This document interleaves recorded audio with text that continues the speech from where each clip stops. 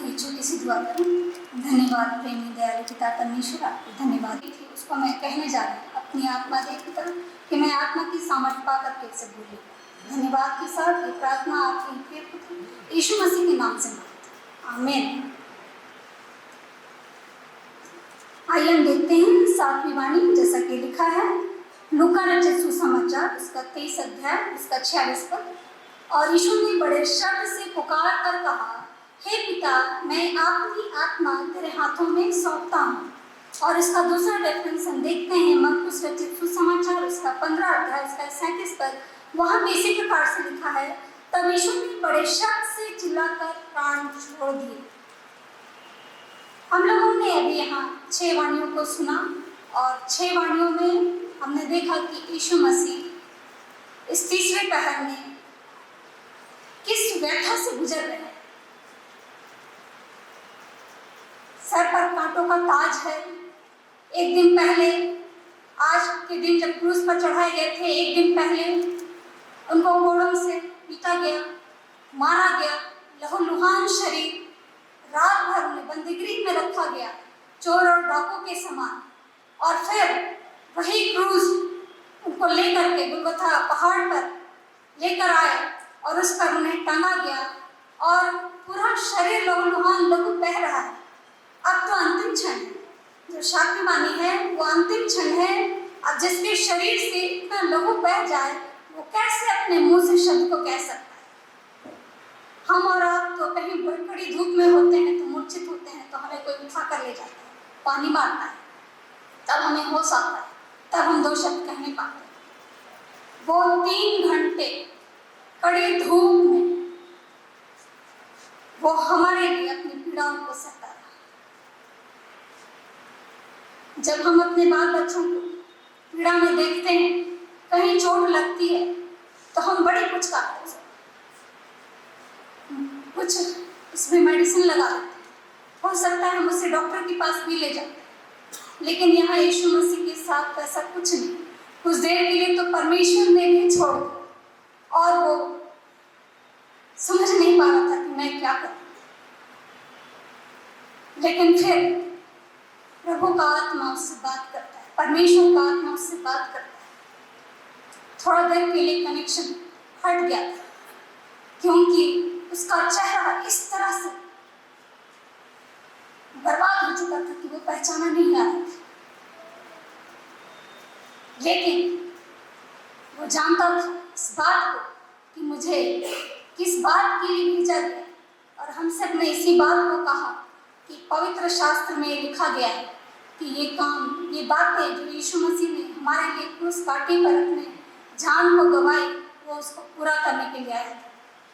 क्योंकि वचन भी यही कहता है कि इसमें जो पवित्र शास्त्र में जो बातें कही गई है वो बिना पूरा हुए वो मिटाई नहीं जा सकती, एक बिंदु तक, एक मात्रा तक उसमें से हटाई नहीं जा सकती। इसीलिए यीशु मसीह का इस प्रकार से क्रूस पर अपने प्राण को त्यागना वो व्यवस्था को पूरी करता है जो पवित्र शास्त्र कहता है। आइए हम कुछ पदों को देखते हैं रेफरेंस में। मत्ती रचित सुसमाचार उसका 10:39 क्या कहता है, जो अपना प्राण बचाता है वह उसे खोएगा, और जो मेरे कारण अपना प्राण खोता है वह उसे पाएगा। यीशु मसीह जानता था कि मैं अपना प्राण जब भी दूंगा, क्योंकि पिता ने मुझे अपना कार्य करने के लिए भेजा है, तो मैं वो प्राण, मैं अपनी आत्मा प्रभु परमेश्वर को ही सौंपूंगा। क्योंकि परमेश्वर ने अपनी योजना के अनुसार मुझे इस पृथ्वी में भेजा है कि मैं लोगों को शुभ समाचार सुनाऊं। शुभ समाचार क्या है कि हम सभी विश्वास करें। हमारे लिए एक मेमना वध किया गया है, हम उस मेमने पर विश्वास करें, क्योंकि वचन हमें यही बताता है कि उसने हमारा बर बयाना भर दिया है। अपने पवित्र लहू से हमारा बर बयाना भर दिया है, हमें खरीद लिया है अपने अनमोल रक्त से कि हम जीवन पाए। सिर्फ जीवन ही नहीं पाए, हम बहुत आयत का जीवन पाए और उस पर विश्वास करने के द्वारा हम अनंत जीवन में प्रवेश करें। हालेलुया। परमेश्वर का वचन कहता है, जैसा कि यीशु मसीह के साथ ये घटना जब हो रही है, तो यूहन्ना इस बात को अपने पुस्तक में बयान करता है। यूहन्ना 17:5 कहता है, अब हे पिता, तू अपने साथ मेरी महिमा उस महिमा से कर जो जगत की सृष्टि से पहले तेरे साथ थी। यानी जगत की सृष्टि से पहले क्या थी? यूहन्ना 1:1 में हम पढ़ते हैं कि आदि में वचन था और वचन परमेश्वर के साथ था और वचन परमेश्वर के साथ था। ये इस वचन के द्वारा पूरा हो रहा है, यूहन्ना 7:15 के द्वारा।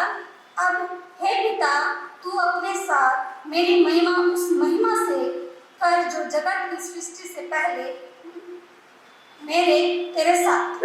यानी कि ये वचन अब पूरा हो रहा है कि आदि में वचन था और वचन परमेश्वर के साथ था। दूसरा रेफरेंस हम देखेंगे इसी प्रकार से, जैसा कि बहन सिस्टर अनुजा ने भी कहा कि यूहन्ना 10:17-18 क्या कहता है? पिता इसलिए मुझसे प्रेम रखता है कि मैं अपना प्राण देता हूँ कि उसे फिर से ले लूं। कोई उसे मुझसे छीनता नहीं, वरन मैं उसे अपने आप ही देता हूँ। मुझे उसके देने का भी अधिकार है, यह आज्ञा मेरे पिता से मुझे मिला है। यानी कि जब ठट्ठा उड़ाया जा रहा है प्रभु यीशु मसीह का, तो वो उनके साथ एक शब्द भी नहीं मिला, एक शब्द भी उनको हाँ में हाँ नहीं कह रहा है कि हाँ तुम सब मेरे साथ ठीक कर रहे हो या मुझे छोड़ दो, अब बहुत यातनाएं हो गई, ऐसा नहीं कह रहा। वो इसलिए क्योंकि वो व्यवस्था को पूरी कर रहा है, इस बात को समझ रहा है कि ये बातें तो होनी है, मैं तो इन लोगों का उद्धार करने के लिए आया हूँ। लेकिन यहाँ तो उल्टा यीशु मसीह को उनको ठट्ठा में उड़ाना चाहिए था कि ये कैसे लोग हैं जो मैं इनको जीवन देने के लिए अपना प्राण तक देने को तैयार हूँ, लेकिन अब भी ये अपने आप को मेरे तरफ, मेरी बातों पर, मेरे वचन पर मनन नहीं कर रहे हैं और मेरी ही ठट्ठा उड़ा रहे हैं। यहाँ तो यीशु मसीह को पूरा अधिकार था कि उन लोगों को डांट सकते थे या उन लोगों के ऊपर कभी दंड की आज्ञा दे सकते थे, लेकिन ये ऐसा इसलिए नहीं हुआ क्योंकि वचन को परमेश्वर के द्वारा जो यीशु मसीह के ऊपर होना था वो पूरा कर, और यह अधिकार पिता से उसे मिल चुका था कि मैं वो अपनी आत्मा पिता को सौंपे, क्योंकि फिर उसे वो आत्मा वो उसे मिल जाता, क्योंकि जब तीसरे दिन यीशु मसीह जी उठा वही आत्मा वापस यीशु मसीह के पास आया और हम सबों ने इस बात को देखा कि यूहन्ना 3:16 में क्या कहता है? परमेश्वर ने अपना इकलौता पुत्र हमें दे दिया, है ना? परमेश्वर ने अपने इकलौता पुत्र फिर हमें दिया कि जो कोई उस पर विश्वास करे वो नाश ना हो परंतु अनंत जीवन पाए। हम इस वचन से जब परमेश्वर ने अपनी आत्मा परमेश्वर के हाथ में सौंपी, तो इस वचन से हम यही सीखते हैं कि यहाँ प्रभु यीशु मसीह जैसे हम लोग को प्रार्थना करना सिखाया, तो हम लोग को क्या बोलते हैं? हमारे पिता बोलते हैं, लेकिन यहाँ क्या बोल रहे हैं कि हे पिता, मैं अपनी आत्मा तेरे हाथों में सौंपता हूँ। अब यहाँ कनेक्शन पिता और पुत्र का, परमेश्वर को उन्होंने अपना प्राण दे दिया है और कह रहा है कि हे पिता, मैं अपनी आत्मा तुझे सौंपता हूँ। एक गहरा रिश्ता है दोनों के बीच में, और पिता ने ही भेजा है इस काम को पूरा करने के लिए, इसीलिए वो अपनी आत्मा को पिता के हाथ में ही देता है। वो उन ठट्ठा करने वालों के हाथों में नहीं प्राण छोड़ देता है और नहीं कहता कि मैं अपनी आत्मा तुम लोग को देता हूँ, मैं अपना प्राण तुम लोगों को देता हूँ, ऐसा नहीं कहता। वो अपना प्राण यीशु मसीह के हाथ में छोड़ता है, क्योंकि वो जानता है परमेश्वर के हाथ में देता है और जानता है कि परमेश्वर पुनः उसे वापस लौटाएगा, यूहन्ना 10:17 के अनुसार। इसीलिए हमको परमेश्वर का वचन कहता है कि हमें जिस प्रकार से प्रभु यीशु मसीह ने परमेश्वर के साथ जो संबंध बनाया, व्यक्तिगत संबंध बनाया, हमें भी उसी प्रकार से प्रार्थना में अपना सब कुछ दे करके एक संबंध बनाना है परमेश्वर के साथ। जैसा कि बहन शर्मिला ने कहा कि पूरा हुआ, क्या पूरा हुआ? वो तो बहुत कुछ करके गया, वो उन सारी बातों को हमारे जीवन में दिया है कि हमें भी उन बातों को लेकर के अपने जीवन में आगे बढ़ना है, क्योंकि जीवन परमेश्वर देता है और हमारी आयु परमेश्वर के ही हाथ में। तो जो आयु परमेश्वर ने हमें दिया है उसे हमें पूरा करना है। और वचन कहता है कि अंत तक विश्वासी रह तो क्लेश, कितने भी दुख से होकर के गुजरे हम, लेकिन हमारी एक जीवित आशा है कि प्रभु यीशु मसीह ने हमारे सारे रोगों को अपने ऊपर सह, हमारे सारे क्लेश को, हमारे सारे दुख को उस क्रूस काठी पर सह लिया कि हमको क्या मिले, आराम मिले, हमको उसका सॉल्यूशन मिले। और यही विश्वास हमें परमेश्वर से भी संबंध स्थापित करने का हियाव देता है कि हम प्रभु यीशु मसीह के साथ विश्वास करके हम परमेश्वर पिता के साथ भी अपने संबंध को अच्छा बनाएं। और परमेश्वर से बात करना यीशु मसीह के क्रूस पर चढ़ाए जाने के द्वारा और सरल हो गया है, क्योंकि अब हमारा पाप क्रूस पर मिटाया जा चुका है। लेकिन कब? जब हम अपने पापों को मान लेते हैं, सचमुच में हमने पाप किया। जैसा कि हमने शुरू में ही सुना, पास्टर साहब ने कहा कि हम पापों को मानने से इनकार करते हैं, हम अपने पापों को नहीं मानते, जबकि वचन हमें ये चेतावनी देता है कि जो तुम पृथ्वी में खोलोगे वो स्वर्ग में तुम्हारे लिए खुलेगा, और जो कुछ तुम पृथ्वी में बांधोगे वो स्वर्ग में तुम्हारे लिए बंधेगा। यदि हम पापी हैं, हम पापी यदि नहीं हम पापी हैं, हम पापी हैं, मन वचन कर्म से हमेशा पाप करते हैं, तो हम अपने पापों को मान लें, अंगीकार कर लें। वो तो डाकू को कितना भाग्यशाली था, उसने सुना था प्रभु यीशु मसीह के बारे में प्रचार सुना था कि वो अद्भुत कार्यों को करता है, वो पापों को क्षमा करता है।